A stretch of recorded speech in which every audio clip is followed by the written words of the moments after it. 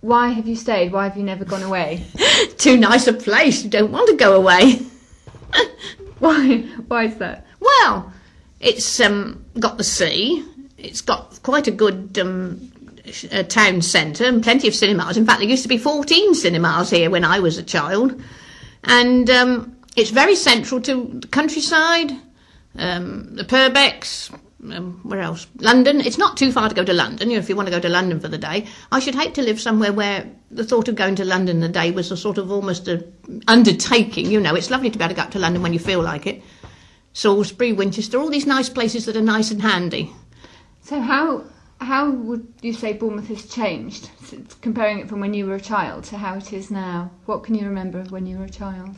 Well, of course, the trams, which, as I say, as they ran past our house on the way to the tram depot, we were very glad when they closed. We were only here about 2 years before they closed the trams down and changed over to trolley buses. But another point about the trams was the fact that trams ran in the middle of the road, and if you wanted to get on them, you had to get from the pavement to the middle of the road, which is not...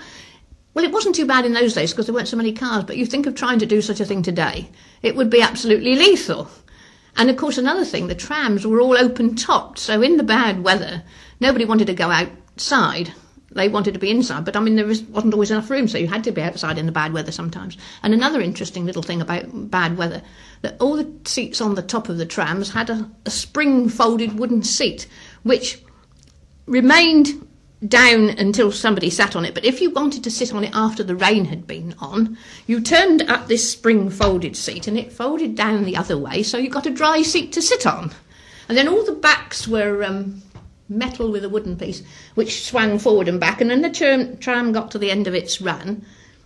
The driver or conductor came up to the top deck and moved the seats the other way so that you were always sitting facing the way you were supposed to be going. That's another thing. So were they noisy when they went past your house? Oh, they were. They were always noisy things, clanging and ranking. And I used to be much more... I never travel sick nowadays, and I can go on coach holidays. But when I was a child, I was dreadfully travel sick, and the trams were far worse than the buses. I don't know why, particularly the London ones, which incidentally did have roofs on the London ones. But I remember going up to London and being absolutely dreadfully sick on the tram, having to be taken off because I was that bad.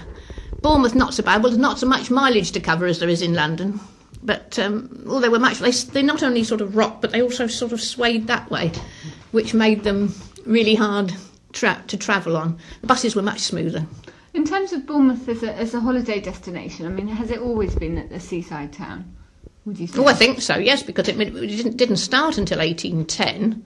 And, it was sort of more seaside health in those days, Mr. Tregonwell built his villa, and various other rich people built villas along what